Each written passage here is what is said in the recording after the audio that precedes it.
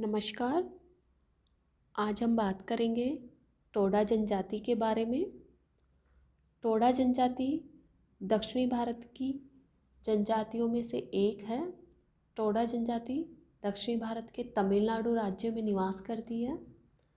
यह प्राचीन जनजाति मानी जाती है। टोडा शब्द की उत्पत्ति की बात करें तो टोडा शब्द की उत्पत्ति तमिल भाषा का ही एक विकृत रूप है, यानी टोडा शब्द की उत्पत्ति तमिल भाषा से हुई है और टोडा शब्द तमिल भाषा का ही एक विकृत रूप है जिसका अर्थ होता है चरवाहा या पशुचारक। यानी टोडा शब्द का अर्थ होता है चरवाहा या पशुचारक। टोडा जनजाति का जो मुख्य व्यवसाय है वो है पशुपालन, यानी इनकी अर्थव्यवस्था का मुख्य आधार ही पशुपालन है। अब हम बात करते हैं टोडा जनजाति के निवास क्षेत्र की। टोडा जनजाति तमिलनाडु राज्य के दक्षिणी भाग में निवास करती है। यह तमिलनाडु राज्य के दक्षिणी भाग में जो नीलगिरी पर्वतीय क्षेत्र है उसमें निवास करती है। नीलगिरी पर्वतीय क्षेत्र का जो 1500 से लेकर 2000 मीटर की ऊंचाई वाला भाग है उस क्षेत्र में टोडा जनजाति के लोग निवास करते हैं। यानी 1500 से लेकर 2000 मीटर की ऊंचाई वाला जो नीलगिरी पर्वतीय क्षेत्र है उसमें टोडा जनजाति के लोग निवास करते हैं। नीलगिरी पर्वतीय क्षेत्र के अंतर्गत जो ऊटकमंड शीर्ष क्षेत्र है उसका लगभग 250 वर्ग किलोमीटर क्षेत्र टोडा क्षेत्र के नाम से जाना जाता है और जिसे स्थानीय भाषा में टोडानाद कहते हैं। टोडा जनजाति जिस क्षेत्र में निवास करती है उस क्षेत्र की जलवायु की बात करें तो उस क्षेत्र की जलवायु उष्णाद्र प्रकार की होती है। वहाँ पर वर्षा 200 से लेकर 250 सेंटीमीटर तक होती है और उस क्षेत्र में पर्याप्त मात्रा में चारागाह की उपलब्धता होती है। यानी जिस क्षेत्र में टोडा जनजाति के लोग निवास करते हैं उस क्षेत्र में चारागाह की पर्याप्त उपलब्धता है। अब हम बात करते हैं टोडा जनजाति के शारीरिक लक्षणों के बारे में। टोडा जनजाति के शारीरिक लक्षणों की बात करें तो टोडा जनजाति के शारीरिक लक्षण दक्षिणी भारत की अन्य जनजातियों से अलग है। यानी जो दक्षिणी भारत की अन्य जनजातियाँ उनसे टोडा जनजाति के शारीरिक लक्षण भिन्न है। टोडा जनजाति के शरीर के कद की बात करें तो इनका कद लंबा होता है और सुगठित होता है। इनकी त्वचा का रंग गोरा होता है, नाक पतली होती है, नेत्र छोटे होते हैं, इनका ललाट चौड़ा होता है, होठ सुडौल होते हैं। टोडा जनजाति जो दक्षिण में निवास करने वाली द्रविड़ समुदाय है या द्रविड़ियन जनजातियाँ हैं उनसे भिन्न है। यानी इनकी जो शारीरिक विशेषताएं हैं वो द्रविड़ समुदाय से भिन्न होती है।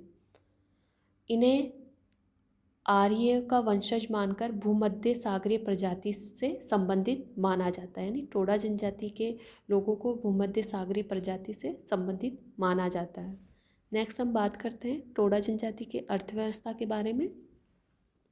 जैसा कि हमने बात की टोडा जनजाति का मुख्य व्यवसाय पशुपालन है तो इनकी अर्थव्यवस्था का मुख्य आधार भी पशुपालन ही है। टोडा जनजाति के लोग केवल भैंस पालते हैं, यानी ये पशुपालन के अंतर्गत केवल भैंस पालते हैं, गाय भेड़ बकरी आदि पशु नहीं पालते हैं। टोडा जनजाति के अंतर्गत भैंसों में भी भूरी भैंस ही पाला जाता है। यानी टोडा जनजाति के लोग भूरी भैंस पालते हैं।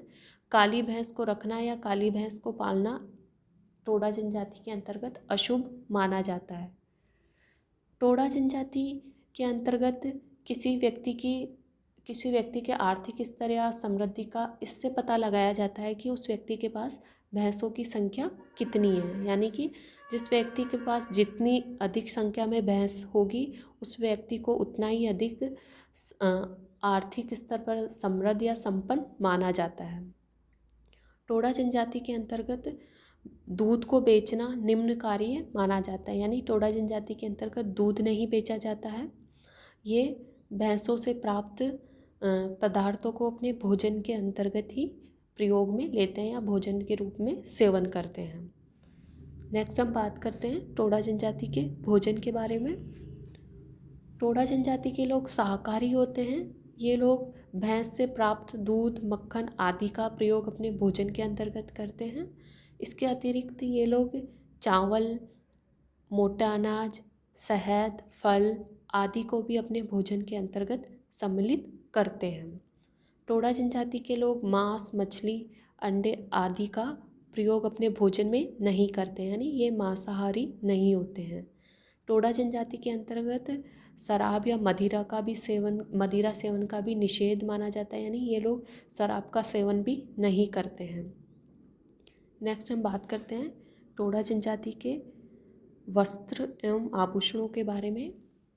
टोडा जनजाति के लोग सूती एवं मोटे वस्त्र पहनते हैं। ये लोग चोंगा पहनते हैं।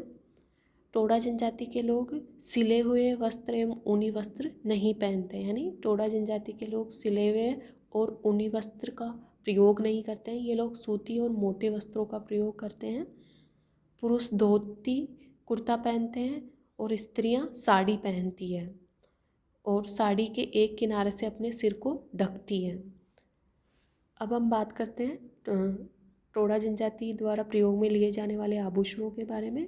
तो टोडा जनजाति की स्त्रियां मोती, मूंगा, चांदी आदि के बने हुए आभूषण पहनती है। स्त्रियां गले, कान, नाक आदि में आभूषण पहनती है। नेक्स्ट हम बात करते हैं टोडा जनजाति के आवास के बारे में। टोडा जनजाति के लोग झोपड़ियों का निर्माण करते हैं और ये लोग लंबाकार झोपड़ियों का निर्माण करते हैं। लंबाकार झोपड़ियाँ अपने आवास के रूप में बनाते हैं और इन झोपड़ियों की छत मेहराबदार होती है, जो कि दोनों ओर भूमि पर लटकी हुई होती है, यानी जो टोडा जनजाति की झोपड़ियाँ होती हैं उनकी छत मेहराबदार होती है। सामान्यतः एक गांव में 6 से लेकर 10 मेहराबदार झोपड़ियाँ पाई जाती है या होती है। टोडा जनजाति के गांव को माद कहा जाता है। टोडा जनजाति के गांव को माद कहा जाता है और जिसका तमिल भाषा में अर्थ होता है मध्य स्थिति।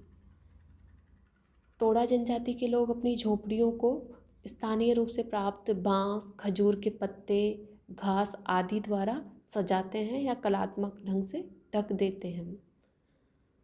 नेक्स्ट हम बात करते हैं टोडा जनजाति के सामाजिक संगठन के बारे में। टोडा जनजाति में संयुक्त परिवार की प्रथा है, यानी यहाँ पर संयुक्त परिवार देखने को मिलते हैं और यहाँ पर बहुपति की भी प्रथा है, यानी एक स्त्री अनेक व्यक्तियों के साथ विवाह करती है। और टोडा गांव के अंतर्गत एक दुग्ध मंदिर होता है जिसे दुग्ध मंदिर कहा जाता है और इस दुग्ध मंदिर के लिए एक पुजारी होता है इस पुजारी को पलोक या दुग्ध पुजारी कहा जाता है। यानी टोडा जनजाति के गांव में एक दुग्ध मंदिर होता है और उस दुग्ध मंदिर के पुजारी को पलोक या दुग्ध पुजारी कहा जाता है। टोडा जनजाति के लोग मृतक का दाह संस्कार करते हैं और दाह संस्कार से पहले मृतक के बाल काट देते हैं और मृतक के पास उसकी प्रिय वस्तुओं को रख देते हैं। मृतक को जलाने से पहले मृतक को जलाने से पहले भैंसों की बलि दी जाती है, क्योंकि उनका मानना है कि ये भैंस उन्हें स्वर्गलोक में प्राप्त होती है, यह उनका मानना होता है। नेक्स्ट हम बात करते हैं टोडा जनजाति के लोगों के स्वभाव के बारे में। टोडा जनजाति के लोग सरल प्रकृति के होते हैं और ये अंधविश्वासी होते हैं, यानी टोडा जनजाति के लोग अंधविश्वासी होते हैं। ये जादू टोनों में विश्वास करते हैं। टोडा जनजाति के लोग अतिथियों का भी स्वागत बड़े ही आदर भाव से करते हैं या बड़े ही प्रेम पूर्वक करते हैं। और टोडा जनजाति के लोग प्रकृति प्रेमी होते हैं, यानी ये टोडा जनजाति के लोग होते हैं वो प्रकृति प्रेमी होते हैं। इसी कारण टोडा जनजाति के लोग अपनी संतानों का नाम भी प्रकृति के नाम, जैसे कि नदियों के नाम, पर्वतों के नाम, वृक्षों के नाम आदि के नाम पर अपनी संतानों या बच्चों के नाम रखते हैं। तो आज के वीडियो में हमने बात की दक्षिणी भारत की प्रमुख जनजाति यानी टोडा जनजाति के बारे में। आज के वीडियो में इतना ही। Thank you.